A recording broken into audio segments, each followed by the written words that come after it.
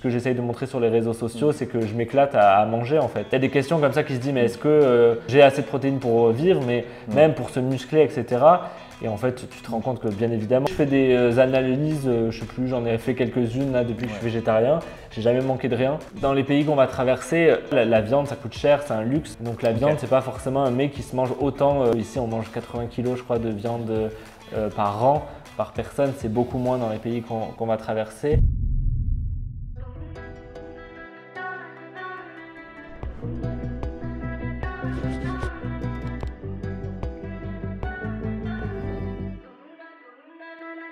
Salut Johan, Salut. content de te recevoir enfin. Merci d'avoir accepté mon invitation. Avec plaisir. Est-ce que tu peux te présenter pour les personnes qui ne te connaissent pas? Oui, moi c'est Johan, plus connu sous le nom du jeune engagé sur Insta. J'essaye de parler d'écologie sur les réseaux sociaux, mais avec une pointe d'humour, parce que je trouve qu'on rassemble plus de personnes en utilisant l'humour. Et voilà, ça fait quelques années, je viens de finir mes études et ça fait quelques années que je suis présent maintenant sur les réseaux. Ok, super. Avant juste de commencer, je voulais te faire un petit cadeau. Hop. Est-ce que tu peux te dire ce que c'est pour les personnes qui n'ont pas la vidéo? C'est du pesto vegan en plus. Le pesto, c'est toute ma vie, j'en parle souvent sur mes réseaux parce que ouais, j'ai un amour fou pour le pesto. Je pense que c'est le seul aliment que je peux manger, des pâtes au pesto n'importe quand, tout le temps. Et ouais, je m'en lasse jamais. Et j'ai découvert assez tardivement en plus, parce que ça fait un petit moment que je suis végétarien, j'ai découvert qu'en fait, c'était pas végétarien. C'est pas vegan, mais c'est même pas végétarien parce qu'il y a de la pressure dans le fromage, c'est du parmesan, et de la pressure, et donc c'est utilisé, on utilise du veau. Ouais, c'est ça, c'est le quatrième intestin, je crois, du veau qui est utilisé pour faire la pressure. Qui est Pour le utilisé fromage, donc il y a plein de fromages, même ça, de Mm. découvrir qu'il y a plein de fromages qui ne sont pas végétariens, c'était un peu le choc. Mais il y a du bon pesto vegan qui existe dans celui-là, donc c'est très gentil, Voilà, merci donc, pour ce cadeau. ouais. Donc ouais, c'est ça qui est important, c'est que même des trucs qu'on ne soupçonne pas peuvent ne pas forcément être. Il y a plein d'aliments comme ouais. ça où tu creuses un peu et en fait tu découvres que je pense que c'est tout un système qui est tourné autour de de l'industrie carnée et qu'il faut un peu déconstruire. Donc ça, c'est un premier pas. Donc tu te nourris principalement de pesto. J'en avais pas pris pour mon voyage. Ah. Je pars demain en Inde sans prendre l'avion et je m'étais dit est-ce que je mettrais pas un pot de pesto? On verra si je le prends. Mais écoute, on va reparler du coup de ton voyage. Raconte-moi un petit peu ton végétarisme du coup. Comment tu as switché? C'était quoi ton déclic? Quand est-ce que c'était aussi? Avant mon déclic sur la viande, etc., moi j'ai eu un déclic à 16 ans autour de l'enjeu de l'huile de palme. J'ai vu en fait la déforestation causée par cette huile en Indonésie, en Malaisie. Et j'étais un grand fan de Nutella et donc j'en mangeais beaucoup et donc j'ai découvert que ma consommation elle avait un impact sur les forêts là-bas. Donc j'ai milité, j'ai créé des pétitions, ça a beaucoup pris. Donc le sujet de l'huile de palme, pendant plusieurs années, ça a été mon combat. Et en fait, plus je me suis engagé, plus j'ai découvert d'autres sujets. En fait, il n'y avait pas que l'huile de palme comme problème sur cette planète et dont l'industrie de la viande en fait et la pollution causée et notamment la déforestation, notamment en Amazonie pour la production de soja qui est destinée à élever le bétail et à nourrir le bétail. Et donc là, ça a été un deuxième petit à petit en fait et j'en parle souvent et je dis que l'engagement c'est souvent progressif en fait. Du jour au lendemain, on ne devient pas un écolo parfait et l'écolo parfait il n'existe pas. Mais ça a été progressif et quand je me suis intéressé justement à cette question-là, je dis mais waouh, l'impact, que ce soit l'impact carbone, que ce soit l'impact sur les ressources, etc., de notre consommation de viande, je dis c'est pas normal. Je ne peux pas arrêter l'huile de palme et continuer à manger de la viande, ça n'a pas de sens. Et voilà, je commençais à avoir des valeurs autour de ça et je me suis dit je veux arrêter la viande. Donc ça a été assez progressif aussi et c'est un peu fou et des fois j'ai honte de le dire, mais j'avais arrêté la viande, mais je m'autorisais une seule fois de manger de la viande parce que c'était avec les potes et c'était au McDo. Donc la seule viande que je mangeais, c'était la pire des viandes qui peut exister. Donc ça craignait un peu, mais c'est parce que je revenais du Canada. J'ai fait mon lycée, toutes mes études avant le lycée, je les ai fait au Canada. Et quand je suis arrivé au lycée, je devais m'intégrer, avoir des potes, etc. Donc le McDo, c'était pour fédérer les potes. Puis après, je me suis dit non, ça peut pas fonctionner, donc j'ai arrêté tout. Ouais, ok. Mais du coup, c'était déjà bien que tu ne mangeais plus de viande déjà chez toi Après, voilà, des fois à l'extérieur, c'est beaucoup plus compliqué. Et c'est vrai que je ne sais pas si McDo, enfin voilà, ils ont peut-être un truc végétarien, mais c'est pas non plus très très développé à l'extérieur. Et du coup, chez toi, ça t'a pris un peu de temps à enlever ça de tes assiettes? Bah ouais, je pense que c'était assez compliqué parce que je partais un peu de zéro et j'avais Ouais. pas de notion en fait sur le végétarisme, quelles sont les alternatives justement, comment manger différemment. Mes parents l'ont très bien pris, tu vois, et on a rapidement fait des plats végétariens. Donc c'est allé assez rapidement, mais il y a toujours ce moment d'ajustement, je pense, parce que on est tellement formaté à manger de la viande tout le temps, c'est souvent une viande ou un poisson et qu'est-ce qu'on va manger autour. Donc déjà de déconstruire ça dans sa Ouais. tête et autour de nous. Mais à la maison, ça a été quand même assez facile rapidement. En s'intéressant, tu découvres plein de Ouais. recettes, etc. C'est plus à l'extérieur justement. Et comme je le disais, c'est presque un marqueur social de dire de manger de la viande comme tout le monde mange de la viande, etc. Et de dire, ben non, moi j'ai plus envie. Ça peut aussi être compliqué, surtout quand on est plus jeune, Ouais. autour de 16 ans, où tu dis, ah, ben pourquoi tu manges pas de viande, t'es l'écolo de service et personne ne comprend. Et en fait, petit à petit, pareil, tes potes ils comprennent. Et il y en a même qui ont suivi aussi et qui sont devenus végétariens aussi. Donc voilà. Ouais. Ça, c'est bien quand tu as du coup du monde après derrière toi qui te soutient et qui font à peu près comme toi, juste parce que Ouais. tu avais les consciences autour de toi et que Ouais. du coup, bon, ben voilà, ils se disent ah, tiens, en fait, il arrête, mais pourquoi il arrête peut-être? C'est ça, je pense que ça crée des questionnements. Bon, tu as toujours les moqueries, etc. Pourquoi tu dois manger que de la salade, tu manges des graines, etc. Mais souvent, cette discussion, c'est de la curiosité et dire bah, pourquoi tu fais pas comme nous, pourquoi tu as arrêté la viande. Et donc, quand tu peux après discuter et dire bah, pourquoi moi j'ai arrêté la viande, je force personne à arrêter la Mhm. viande, mais j'explique que bah, c'est pas ouf en fait l'industrie de la viande. Et donc, moi personnellement, j'ai eu envie d'arrêter parce que ça correspondait pas avec mes valeurs en fait. Et donc, je pense que ces discussions à avoir entre potes, autour de la famille, je pense que ça a fait réaliser à beaucoup, bah oui, c'est vrai. Et soit ils ont réduit, soit ils vont vers le végétarisme, voire le véganisme. Donc, ouais, je pense que ça a de l'influence positive en montrant aussi que, et c'est ce que j'essaye de montrer sur les réseaux sociaux, c'est que je m'éclate à manger en fait. Et voilà, je montre tout ce que je mange et je suis hyper gourmand. Et c'est pas antinomique avec le fait d'être végétarien, Bien quoi. sûr, c'est vrai. Souvent on se dit ça va être fade, ça va être, je sais pas, on va se faire chier, Ouais, c'est clair, c'est parce dégueu. qu'on se dit, bah, si tu enlèves la viande, bah, il n'y a plus rien dans ton Mm. assiette. Bah, c'est pas comme ça qu'il faut voir les choses, il y a tellement de choses. Et je pense que le fait, depuis que je suis végétarien, je préfère mon alimentation parce que tu découvres plus de choses, je trouve que tu travailles plus à diversifier justement ton alimentation que peut-être la viande, c'est la chose la plus simple de dire, bah, tu prends un steak et tu trouves un truc à mettre autour. Là, tu cherches plus, mais du coup, je trouve que c'est plus kiffant de manger. Et est-ce que du coup tu avais déjà cette, pas une passion, mais pour la cuisine avant, ou est-ce que c'est venu au fur et à mesure, C'est ou venu. ça l'est peut-être pas maintenant non plus? Bah, si, mais Si, ouais, bien manger. Moi, j'ai toujours aimé bien manger. Je suis hyper gourmand et tous mes potes le savent. Vraiment, je ouais, mange beaucoup. Mais non, ça n'a pas changé en fait ma façon de manger. C'était justement cette transition vers le végétarien, de dire oula, qu'est-ce que je fais? Je dois arrêter la viande, je vais manger quoi, etc. Et en fait, rapidement, tu vois tout ce qui existe, quoi. ok. Et du coup, de quoi tu t'es aidé, toi? Parce que du coup, tu es rentré par la porte écologie, en Mhm. fait. Et quelles ont été pardon, tes lectures, je sais pas ce que tu as regardé, etc. C'est les personnes que tu as suivies peut-être qui t'ont Ouais, influencé dans la bonne façon? ouais, bah ouais, il y en a plein qui m'ont influencé justement dans ces choix alimentaires différents. Déjà de baigner entre guillemets Mm. à suivre plein de personnes qui s'engagent, l'aspect de la consommation de viande revient souvent en fait dans les échanges, etc. Puis après, c'est justement même des livres de recettes, même en voyageant. Je suis parti au Liban et en fait, c'est fou de découvrir qu'aussi aussi il y a d'autres cultures qui consomment beaucoup moins de viande en Mm. fait que voilà, quand tu regardes les traditions françaises autour de la bouffe, c'est compliqué quand même de manger végétarien. Tous les grands plats gastro ou même les plats traditionnels, ils tournent autour de la viande, des plats en sauce, Ouais, etc. ouais, Donc c'est aussi cool de voyager, de voir que ben, voilà, je pars aussi en Inde, ça ouais. tourne aussi beaucoup autour, il y a beaucoup moins de consommation de viande.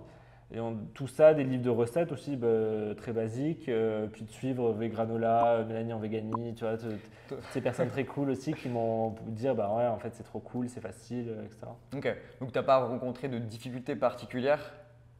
Enfin, tu étais tellement peut-être engagé dans le truc, tu t'es dit, ok, pour avoir un impact moindre sur l'environnement, je sais que je vais arrêter la viande. Ouais, Et du coup, ça t'as pas eu de frein. Enfin, je sais que voilà, il y a beaucoup de personnes qui se disent, j'aimerais bien, tu vois, mais c'est ouais. compliqué pour X ou Y raison.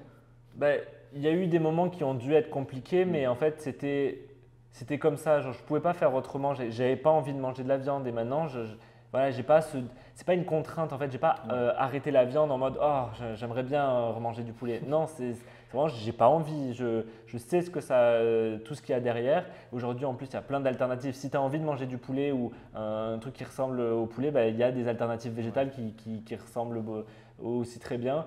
Donc voilà, faire des burgers et tout maintenant c'est hyper simple. C'est plus les plats peut-être on avait l'habitude. Certains plats, les lasagnes, tu vois, avec les grands-parents, etc. Mais non, en fait, c'est encore une fois une question d'adaptation. Et non, je ne ressens jamais cette contrainte parce que ça a été un choix vraiment personnel et je ne reviendrai pas en arrière parce que justement, j'aime trop manger et je mange très bien et tout va bien, quoi. Ok, donc ouais, super. Est-ce que, enfin, tu me parlais de ta famille tout à l'heure, comme quoi ça avait été facile aussi de leur côté. Est-ce qu'ils ont été du coup ouverts à la question aussi écologique derrière en même temps que toi? Est-ce qu'ils ont Bien du coup sûr, suivi ouais. le mouvement? Est-ce qu'ils sont végétariens? Je sais pas, voilà, qu'est-ce Ouais, que. bah, en quel fait, impact. c'était au début quand j'habitais au Canada avec ma mère. Ma mère voulait pas que je sois végétarien parce qu'elle connaissait pas, elle pensait que j'allais pas manger, que j'allais mourir. Réaction typique Ok, ouais. d'une mère. Et donc j'ai attendu d'être un peu plus grand, donc c'était à 16 ans que j'ai commencé à être végétarien. Et donc c'était avec mon père quand je suis rentré vivre chez mon père. Et lui, il a tout de suite, je pense qu'on avait déjà certaines connaissances autour mais justement de l'impact que ça. Voilà, on n'était pas en train de découvrir tout un monde, Oui, on savait oui, oui. cet impact. Et donc non, ça a été facile justement parce que à la base ils sont pas engagés dans des luttes à proprement parler, mais voilà, on parlait beaucoup, il y avait beaucoup de débats dans la famille sur tous ces sujets-là. Et donc quand je leur ai dit que j'avais envie de devenir végétarien, ça a coulé de source entre guillemets parce que voilà, avec tout mon engagement, c'était un peu. Et donc en fait, mes parents mangent encore un peu de viande, mais c'est pas les flexitarien de base qu'on dit, c'est vraiment une fois rarement, etc. Et Ouais. donc toute la semaine on mange végétarien quand je suis avec eux. Donc voilà, c'est pour ça ça a été facile et c'est cool quand même parce que je sais qu'il y a des gens qui sont dans des familles où c'est très compliqué, tu vois, presque c'est de faire un coming out, de dire que tu manges pas de viande. Donc ouais, soutien à tout. C'est vrai que ça rajoute une couche encore par-dessus. Est-ce que toi, tu as ressenti une amélioration du coup au niveau de ton bien-être, tu vois, physique, moral, etc. À ce moment-là? Bah, j'étais trop jeune et Ouais. je pensais pas à ces choses-là. Je pense, Ouais. tu vois, j'étais pas un très grand sportif à la base. Mais à un moment, quand justement j'ai voulu me mettre plus au sport, etc. Et là, cette année où je suis allé en salle, etc., je me suis dit, bon, j'ai envie de faire du sport. Il y a des questions comme ça qui se disent, mais est-ce que, tu vois, des vieilles idées reçues sur, bah, en fait, est-ce que j'aurai assez justement de protéines? J'ai assez de protéines pour vivre, mais même pour se muscler, etc. Et en fait, tu te rends compte que bien évidemment. Donc même en étant végétarien depuis du coup, on va dire 7-8 Ouais, il y a ans, toujours des. les idées Bah ouais. reçues reviennent un petit peu en mode Bien est-ce sûr, que pour c'est. certains trucs en particulier, tu vois les mecs qui sont en salle et tout, et voilà, qui mangent du blanc de poulet ou je sais pas quoi, de la dinde, et tu es Ouais. là, ah mais il faut ça pour être aussi musclé, et en fait pas du tout. Et quand tu regardes des sportifs qui sont véganes, comme Djokovic, je crois, qui est vegan, bon, et même des bodybuilders qui sont véganes ou végétariens, donc voilà, il n'y a pas besoin de ça, puis même je sais pas ce que, C'est j'ai pas- pas envie de devenir un bodybuilder, mais non, j'ai jamais je me sens en hyper bonne santé. Je fais des analyses, je sais plus, j'en ai fait quelques-unes là depuis que je suis végétarien. J'ai jamais manqué de rien, justement parce que je pense avoir une alimentation hyper diversifiée. Donc voilà, je me sens bien. Est-ce que du coup tu prends de la B12? Je fais des cures Ah à oui, certains moments, ok, ok. pas tout le temps. Je suis pas très régulier sur ça, mais justement pareil, je manquais pas de B12 la dernière fois que j'ai fait des. Mais en étant végétarien, je crois qu'on a déjà plus de B12 que les véganes. Oui, bien sûr. C'est Ouais, ça. oui, parce que Donc, ça dépend de ta consommation d'œufs et Ouais. de fromage. Mhm. Mais voilà, c'est quand même aussi indiqué de supplémenter parce que bah, c'est. Ouais, bien sûr. Mais oui, la petite pipette là, rouge. Ouais, ok. Donc tu fais quand Ouais. même des prises de Ouais. sang et tout. Donc, ok. Ouais. Et du coup, donc ça a commencé, on va dire, à 16 ans. Et donc tu parlais voilà, de la famille tout à l'heure. Et personne s'est dit, ah, attention, tu es jeune quand même, tu vois, je sais pas, au niveau de la croissance, etc. Tous ces petits trucs-là. Ouais, si, bah, venant de ma mère, du coup, qui a mis plus de C'était ça, temps, ouais. tu vois, à comprendre, etc., qui dit, ah, mais fais attention, justement, parce que. Puis qui m'a même sorti un moment, mais tu sais que le poulet, les végétariens, ils mangent du poulet. J'étais là, t'es sûr de ça? Tu vois, qui a été jusqu'au bout de. Mais non, oui, ça a été pareil, progressif pour elle de comprendre que. Puis elle l'a vu justement avec moi, je pense que bah, je manquais de rien et tout allait bien. Voilà, il y a aussi ces ajustements. Je pense que c'est encore mes grands-parents qui doivent avoir encore du mal à comprendre. C'est quelque chose de très générationnel aussi à ce niveau-là. Mais après, une grand-mère aussi, ça a tout le temps, j'ai l'impression d'être hyper maigre, de pas assez manger, voilà. Et donc, du coup, quand tu vas manger chez eux de temps en temps, est-ce que ça va pour le repas? Mais justement, ça a été hyper mignon parce qu'au début, il y avait toujours souvent, il y a des plats de viande, etc. Mais moi, je pouvais manger, j'arrivais à me trouver à manger, etc. Mais de plus en plus, maintenant, quand j'y vais, ma grand-mère, elle cuisine des plats végétariens, elle fait des tartes et tout. Et c'est hyper mignon parce que sans lui avoir demandé, tu vois, parce que je n'ai pas envie de lui. Tu vois, quand on est à des repas de famille, etc., où c'est ma grand-mère qui cuisine des heures, j'ai pas envie de lui rajouter en mode est-ce que tu pourras préparer ça pour moi, etc. Donc moi, je m'arrange tout le temps à des repas, il y a toujours de quoi manger, surtout chez les grands-parents, tu manges 10 fois trop de toute manière. Et en fait, c'est elle qui a compris aussi petit à petit qu'il y avait aussi des plats. Voilà, tu n'es pas obligé de mettre des lardons tout le temps dans tes tartes, etc. Et voilà, et maintenant de plus en plus, il y a plein de plats végés. Donc ça, c'est trop bien. Ça, quand les grands-parents ils s'y mettent, je sais que moi aussi, mes grands-parents, c'est ça, quand je vais chez eux, maintenant c'est OK, puis tout le monde mange la même chose aussi. Ouais, je sais pas si c'est ça. aussi. Il n'y a pas de plats spéciaux pour eux. Non, non, c'est ça. Non, et c'est cool justement d'arrêter peut-être avec cette idée de chacun à son plat parce que toi, l'idée, c'est de manger moins de viande et qu'on tous, on arrive à manger de moins de viande. Qui continuent à en manger des fois, bon, c'est leur choix. Mais c'est bien aussi de dire qu'on peut faire des repas où personne mange de viande et on s'en sort très bien et on mange très bien et voilà, c'est un beau repas. Et ça, je pense que c'est difficile encore à mettre en place. Tu vois, même mes parents qui sont végés quasiment tout le temps, quand ils reçoivent par exemple des amis, ça sera souvent un plat de viande. Parce que pour recevoir, de ne pas servir de viande en mode t'es un rachou, tu vois, t'as pas voulu. C'est vrai, et ça. c'est ça aussi, ça à déconstruire. Ouais. Et même pour mes parents qui ont vraiment, qui sont végés la plupart du temps, ça, ils n'y arrivent pas encore. Et je pense que voilà, ça, petit à petit, ça va se mettre en place aussi. Ouais, mais je pense que c'est parce qu'il y a l'aspect social aussi. C'est en mode, Ouais. OK, moi, enfin entre nous, il n'y a pas de souci, mais dès que tu invites quelqu'un, c'est peut-être, comme tu disais, un marqueur un peu. Ouais, bien sûr. Je pense que, tu vois, après l'après Seconde Guerre mondiale, je crois que c'est là où il y a eu le gros pic de consommation de viande parce que c'était un produit du coup un peu de luxe et tout. Du coup, on en mettait à table. Puis les coûts ont diminué, donc voilà, on en a mangé de plus en plus, plus en plus. Parce qu'au final, maintenant, c'est pas du tout un marqueur de richesse. Peut-être au contraire, j'ai envie de dire. Donc, comme tu disais, il faut arriver à le déconstruire et à se dire, bon, mais en fait, non, c'est pas grave s'il n'y a pas de viande au ça. repas. Je pense que c'est des choses ça a mis des années déjà à se mettre en place et à perdurer. Donc c'est sûr qu'en quelques années, on n'arrivera pas à tout déconstruire. Mais je trouve qu'il y a quand même une belle évolution en général, justement, sur le végétarisme ou le véganisme.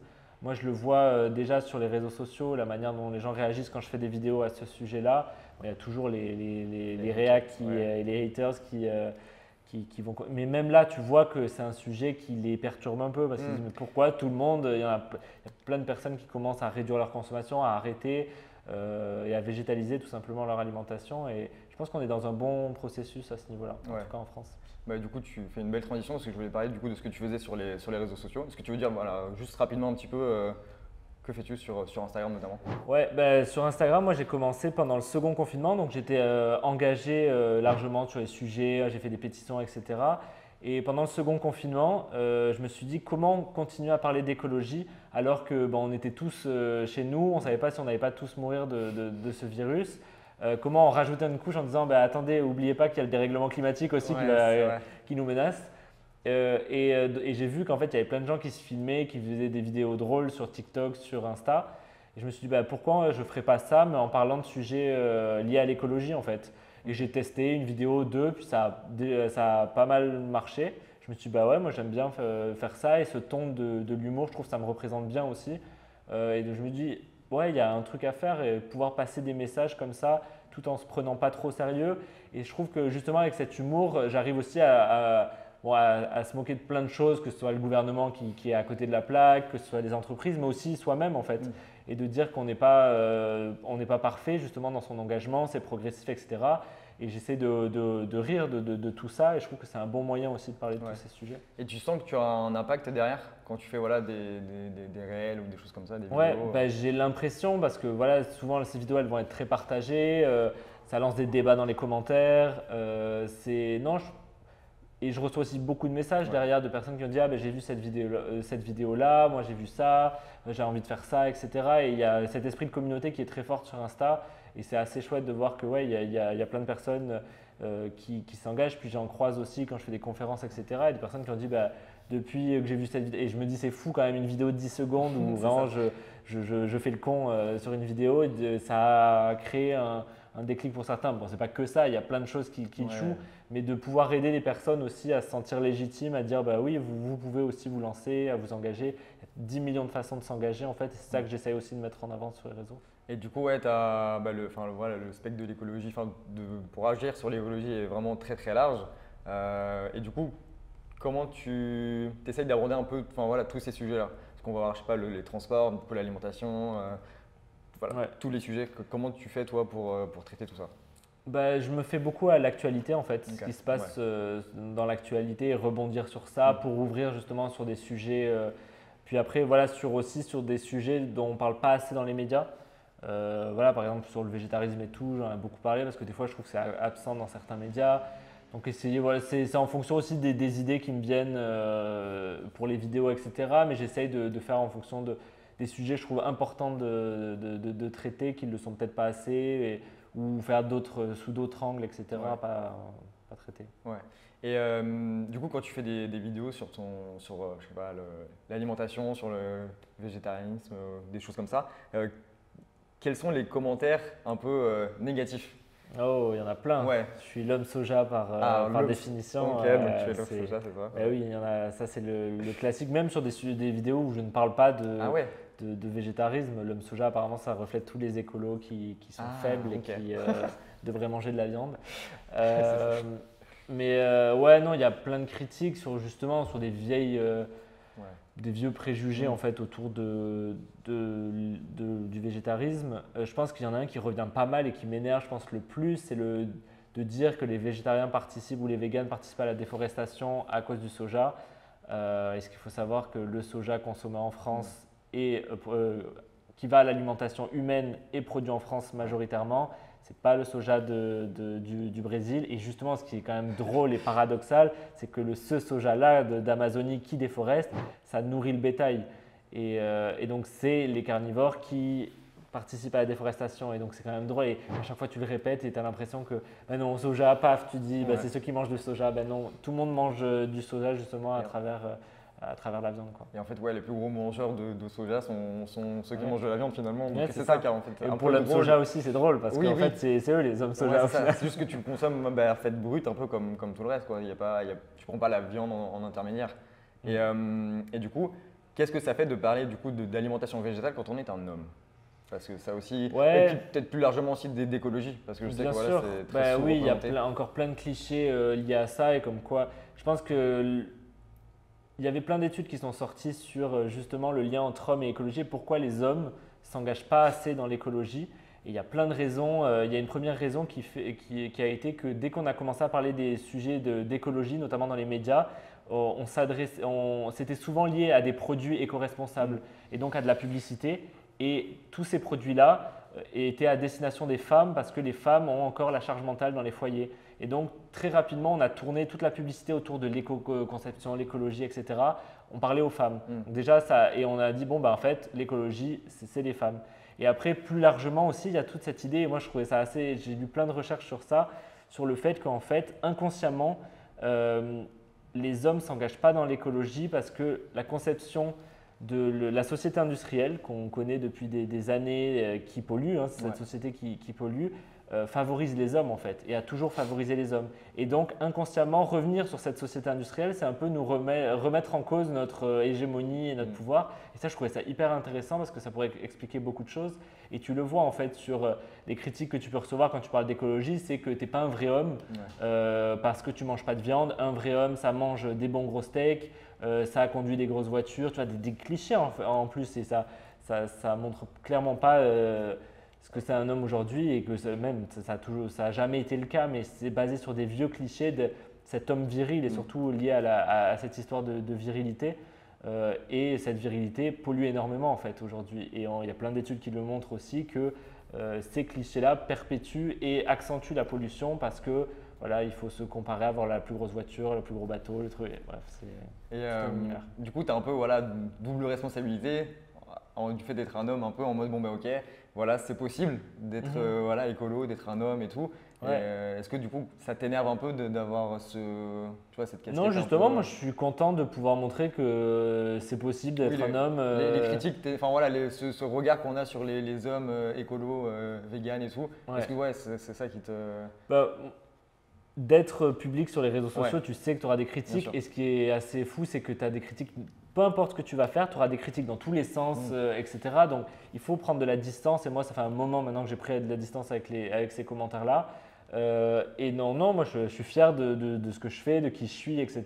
Et j'essaye de le montrer sur les réseaux, justement pour montrer qu'il n'y a pas une façon d'être un homme. Et peut-être que voilà, aujourd'hui, il y a eu trop d'influenceurs ou de personnalités qui montraient qu'une facette d'être un homme au cinéma, etc. Et je pense que c'est bien de montrer pareil, dans tous les sujets, il n'y a pas une manière de… Ouais. Et voilà, et c'est ce que j'essaye d'incarner et de montrer que je suis très heureux comme ça, quoi. Ouais, non mais t'as bien raison. Et est-ce que du coup des fois tu as un peu des baisses de morale, tu vois, face à l'actualité, parce que on va pas se le cacher, l'actualité souvent est pas du tout, c'est un peu du coup ce que tu essayes de faire, l'actualité un peu pas joyeuse du tout, et toi de le faire un petit peu sur le ton d'humour pour que ça passe un peu mieux et tout. Donc, Ouais, bah non, mais c'est clair, il y a des moments où je déprime de ouf. Ok. Et c'est dur en plus parce que quand des périodes comme ça où je déprime, je peux pas faire du contenu humoristique parce que je vais pas me forcer à faire des trucs drôles quand il n'y a rien qui est drôle. Donc c'est pas grave, je pense que ça fait partie de l'éco-anxiété justement, d'avoir des moments un peu plus de bas. Et même dans sa vie, en fait, il y a toujours des périodes où on est moins à fond. Ouais. Je pense que c'est important de prendre du recul aussi, de faire attention à sa santé mentale. Et je pense que c'est ce que aussi beaucoup de militants, d'activistes ou de créateurs ne font pas assez attention en fait, parce que souvent quand on parle de ces sujets-là, on a l'idée qu'on porte un peu toute la responsabilité du dérèglement climatique sur les épaules. Et si on ne poste pas, si on ne crée pas, si on ne défend pas, si on ne milite pas tous les jours, ben, on est un peu moins engagé et ça va partir en live. Et non, en fait, je pense qu'il y a déjà plein de gens qui s'engagent et c'est ça cette force en fait de ce mouvement, qu'il y a plein de personnes dans plein de milieux différents qui se bougent. Et c'est ok des fois de prendre un peu un pas de recul pour juste pas déjà de faire un burn-out et de tout arrêter parce que on ne peut pas. Et il y en a plein d'activistes comme ça ou de gens qui sont vraiment engagés tout le temps à fond qui ont dû faire une pause parce que c'était trop intense. Donc je pense que faire attention à sa santé mentale, c'est encore plus, et je pense que ça va être bénéfique et de pouvoir plus s'engager derrière en fait et d'être plus à fond, mais avoir des moments et voilà, et de déprime où tu as juste envie d'être dans ton lit et de rien faire et voilà, c'est ok. Ouais.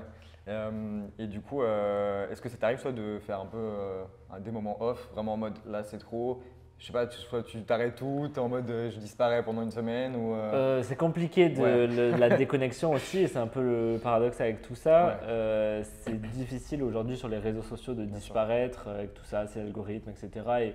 Et voilà, et puis j'aime créer du contenu, etc. Donc j'arrête, mais c'est quelques jours, tu vois, j'ai jamais pris des vraiment grandes pauses. Je pense que justement le voyage que je vais faire pendant 6 mois, ça va aussi m'apprendre un autre rythme, parce que là, mon rythme, il est quand même assez intense avec tout ce que je fais. Donc ça aussi, c'est un peu un combat personnel, tu vois, sur ces questions-là. Ouais. Ouais. Mais du coup, tu enchaînes très bien. Vas-y, parle-moi de ton projet.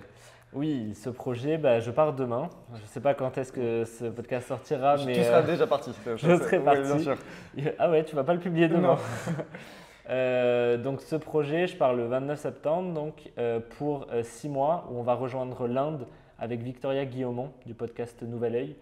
On va rejoindre l'Inde sans avion. Donc on va traverser la Turquie, l'Égypte, l'Arabie Saoudite, Oman et l'Inde pour parler du dérèglement climatique sur le thème de l'eau en fait et de la raréfaction de l'eau. Donc c'est un voyage de 6 mois pour aller rencontrer les populations locales. On veut montrer ce qui ne va pas, voilà, qu'à cause du dérèglement climatique et à cause de la manière dont on utilise l'eau, il n'y a plus rien qui va. Mais aussi, on a envie de montrer qu'il y a du positif et qu'il y a des solutions qui sont en train de se créer partout dans le monde, des personnes qui se bougent, des gens qui sont engagés partout dans ces pays qui subissent déjà le dérèglement climatique. Et c'est ça aussi qu'on a envie de mettre en lumière. On a envie de quelque chose de positif pour dire que rien n'est perdu en fait. Donc voilà, ça va être tout le défi de ces 6 mois. Yes. Est-ce que pour toi, c'est du coup une nouvelle perspective un petit peu? Parce que hier, du coup, pendant la conférence, un peu la soirée avant de partir, tu as dit que c'était aussi un autre challenge de parler d'un sujet vraiment en profondeur pendant un documentaire, parce que vous allez réaliser un documentaire, plutôt qu'avec une vidéo de 10 secondes par exemple sur Instagram. Ouais, Et donc ouais, là, bien pour sûr. vraiment rentrer en profondeur dans un sujet précis et vraiment traiter peut-être toutes les Ouais, non, c'est clair, c'était quelque chose que j'avais en tête depuis un moment. Puis c'est Victoria qui est venue me voir et me dire j'ai envie de faire un documentaire justement sur ça. Et ouais, j'avais cette idée de faire des formats plus longs parce que c'est quand même assez frustrant de parler d'un sujet en 15 secondes, tu vois. Genre, c'est bien pour justement toucher une large population, faire rigoler, mais sensibiliser. Puis après, c'est aux gens de s'intéresser au sujet. Mais c'est aussi sympa d'aller en profondeur sur un sujet et de vraiment avoir un moment pour traiter dans tous ses aspects un sujet. Donc ouais, c'était vraiment, je trouve, une étape un peu inévitable dans mon engagement et de la manière dont je communique sur les réseaux, de passer sur du format plus long. Est-ce que du coup, tu m'as dit que tu avais eu l'idée avant qu'elle t'en parle? Ouais, bah, le documentaire, ça a toujours été quelque chose qui me trottait un peu dans la tête. J'ai sorti un mini documentaire sur YouTube quand j'étais au Liban, justement sur comment les jeunes libanais vivent les multiples crises qui traversent le pays. Est-ce qu'on peut parler d'écologie dans un pays qui a aussi beaucoup d'autres choses à penser? Et donc c'était hyper intéressant et j'ai vraiment aimé cette idée d'aller rencontrer des gens sur des thématiques particulières. Et donc ça m'a donné vraiment déjà le goût à dire bah voilà, partir comme ça. Donc ouais, peut-être qu'après tu auras peut-être envie de faire d'autres documentaires un peu plus, plus Ouais, longs et peut-être tout. que ça va lancer un début de prochain Cyril Dion. Yes. Et du coup, est-ce que vous avez, parce que vous avez parlé hier du coup pendant la conférence de un peu toute votre préparation, est-ce que vous avez regardé un peu du côté de l'alimentation? Parce que bah, voilà, vous allez quand même traverser pas mal de pays, les conditions ne sont pas forcément toujours optimales, même pour manger sans viande. Est-ce que Victoria est aussi végé? Elle est végé aussi. Ouais, végé, ok. Oui, ça n'avait pas été un sujet majeur de nos discussions parce que moi, en voyageant, j'ai toujours réussi à manger et à bien manger. Donc non, ça n'a pas été vraiment une discussion parce qu'on dit on se débrouillera et on trouvera toujours à manger. Surtout dans les pays qu'on va traverser, déjà la viande ça coûte cher, c'est un luxe. Donc c'est pas toutes les on va beaucoup dormir chez l'habitant. Donc la viande c'est pas forcément un mets qui se mange autant. Voilà, nous ici on mange 80 kilos je crois de viande par an, par personne. C'est beaucoup moins dans les pays qu'on va traverser. Et donc non, je pense qu'on va pas galérer pour ça. Et déjà moi la bouffe du Moyen-Orient, j'adore. Donc voilà, non, je pense que ça va être un kiff aussi gustatif. Ok, donc ça devrait aller à ce niveau-là. Oui, pas d'inquiétude. Ok. Donc il n'y a aucune zone d'ombre pardon, pour l'instant sur le projet? Non, franchement, pour l'instant tout va bien. Ok. Si tu avais un conseil à donner aux personnes qui nous écoutent ou qui nous regardent pour faire la transition du coup alimentaire vers un régime du coup sans viande? Bah, je pense que c'est de bien s'informer parce que je pense que c'est la première barrière, c'est de ne pas savoir comment faire, quoi manger, etc. Et je connais quand même pas mal de personnes qui ont voulu être végétariens et qui ont juste supprimé la viande de leur alimentation, tu vois, mais sans remplacer, sans découvrir les alternatives qui existaient. Donc manger des pâtes, etc. Mais au bout d'un moment, bah, tu as faim, quoi, voilà, c'est pas une alimentation saine. Et ça, tu peux avoir une alimentation saine et je pense qu'il faut creuser un peu le sujet, être curieux en fait, voilà, acheter des livres de recettes, il y a et bien s'entourer, je pense, des personnes qui le sont déjà ou de le faire pas forcément seul, mais de le faire à plusieurs, etc. Il y a plein de challenges qui existent aussi sur justement le végétarisme ou le véganisme. Donc je pense d'être curieux déjà. Et je pense que déjà là, si tu commences à te dire bah, j'ai envie d'être végé, mais voilà, il faut aller chercher l'information. Il faut avoir cette envie d'aller chercher le truc et pas attendre que ça vienne vers nous finalement. Oui, c'est parce ça. Que sinon, je pense que tu tiens pas longtemps si tu fais pas l'effort d'aller te renseigner. Ouais. Tu parlais du coup de l'entourage. Est-ce que tu as senti ce truc-là, toi, d'être bien entouré quand tu as fait cette transition-là et que ça t'a vraiment permis d'avancer peut-être plus sereinement, d'être en mode ok, j'ai déjà le soutien de mon entourage, donc je peux avancer peut-être un peu plus tranquillement? Oui, je pense que ça m'a beaucoup aidé. J'ai vraiment toujours été dans un milieu bienveillant, peu importe les sujets. Donc c'est sûr que ça aide en fait quand tu es compris, que personne t'embête avec les choix que tu fais. C'est sûr que ça facilite la vie. Et puis ouais, ça a été vraiment aussi pareil dans la curiosité où maintenant j'ai plein de potes qui sont devenus végétariens au fur et à mesure. Grâce à toi? Grâce à moi, je sais pas, mais à plein de choses qui ont fait que maintenant ils ont aussi envie de l'être, etc. Et donc, et souvent, maintenant on est plusieurs végétariens dans les bandes de potes, et donc quand on est tous ensemble, on va cuisiner végétarien et tout le monde cuisine végétarien et c'est cool. Et même les plus viandards de mes potes, parce qu'il y en a encore, ils sont hyper OK, tu vois, pour passer des week-ends où ils vont pas manger de viande, etc. Et petit à petit, tu vois, on essaie de… Et je pense que ça marche comme ça et l'influence positive, j'y crois beaucoup. Mais c'est sûr, avoir un entourage qui te soutient, etc., à n'importe quel sujet, ça aide. Ouais. Et du coup, à part les pâtes au pesto, c'est quoi ton plat préféré? Un de tes plats préférés? Justement, il y a beaucoup de plats libanais, Okay. c'est ma passion. Les falafels, justement, tout ce qui est fait à base de pois chiches, déjà, c'est, tu vois, le houmous, Ah oui, mais ça, c'est le… c'est la base. Même les falafels dans le houmous, même si c'est du pois chiches, Du pois chiche. sur le pois chiche, c'est pas très varié. Mais ouais, puis je pense que c'est toutes les différentes cultures. Justement, manger indien aussi, tout ce qu'il y a dans la culture indienne comme bouffe, c'est incroyable. Donc, je mange tout. Ouais. Et c'est ça qui est cool, et de montrer que vraiment, et je me limite dans rien, quoi. C'est top. Donc vous allez bien manger du coup en Inde, je pense. J'ai hâte aussi, ça va être incroyable, justement. S'il y avait une personne qui devait s'asseoir à ta place pour me partager son parcours, qu'est-ce que tu me recommanderais? Il y en a plein. Récemment, j'ai rencontré Camille Etienne. Tout le monde connaît Camille Etienne, mais j'ai pu la rencontrer réellement parce qu'on allait nager avec des requins ensemble le mois dernier. Et je pense que cette aventure nous a vachement rapprochés parce que c'est un peu fou. C'est pas tous les jours que tu vas nager avec des requins bleus. Avec Camille Etienne. Ouais, déjà. Et c'était assez flippant. Et c'est vraiment une belle personne et je comprends pourquoi aujourd'hui elle est très médiatisée sur les sujets écologiques et tout parce que voilà, c'est une belle personne qui a des belles valeurs. Mais il y en a plein et sur les réseaux justement qui font du beau taf. Justement, récemment, Gaëtan qui a pop-up sur justement ces questions-là, sur l'humour aussi. Puis il y a aussi Rossé du média Umeco qui fait un travail de fou niveau journalistique. Il y a vraiment des belles personnes qui font du beau travail partout. Tu dis pas ça parce qu'on est dans leurs locaux. Pas du tout, et qu'il est là et qu'il nous regarde et qu'après il va me menacer. Non mais vraiment, je pense que… Et souvent, tu vois, je parlais de Gaëtan et on nous dit mais vous n'êtes pas en compétition, etc. Et c'est des personnes qui n'ont pas trop compris que non, justement, on est complémentaires et on est plein de personnes à vouloir s'engager sur les mêmes thématiques, mais d'une manière différente et d'un sujet différent, des journalistes, des créateurs, des activistes, des militants. Et je trouve que ça donne tellement de force en fait pour continuer, de dire que voilà, il y a cette belle troupe et voilà, plein de personnes qui s'engagent. Ça va continuer avec d'autres personnes. Ouais, on les attend. Yes. Du coup, dis-moi, est-ce qu'on peut te retrouver? Donc là, vous partez demain en voyage. Dis-nous un peu où on peut suivre ça. Sur Insta, c'est le jeune engagé, où vraiment je parle quotidiennement de ce que je fais, etc. Et ça va être aussi sur le compte de Shimla. On a un compte sur Insta aussi, Shimla, Shimla. C'est le nom du village où qu'on va atteindre en Inde. Voilà, donc ça sera sur ces deux principalement. Et sinon, il faudra attendre le documentaire qui sortira normalement en septembre de l'année d'après. Ok, donc il y aura après 6 mois Exact, de montage. Ok, cool. Écoute, merci beaucoup Yohan pour ton Avec temps. plaisir, merci de m'avoir invité. Ouais, c'était cool. Merci à toi. À bientôt.